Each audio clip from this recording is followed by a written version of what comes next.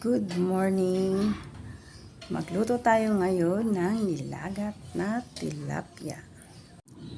Ayan ang ating tilapia. Sa pagluto ng nilagat, ipaksi muna natin ang tilapia na kasama ang vinegar, asin, dahon ng alagaw at luyang dilaw.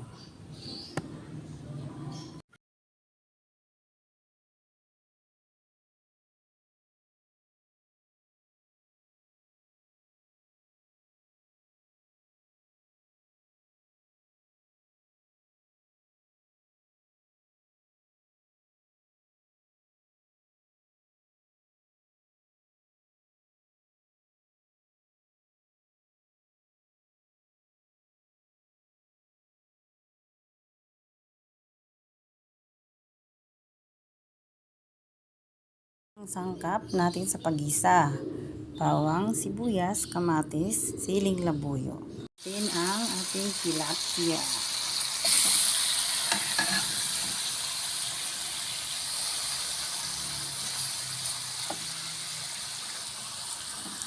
Yan ang ating nilagat na tilapia. Tikiman tayo na. Sabaw pa lang, ulam na.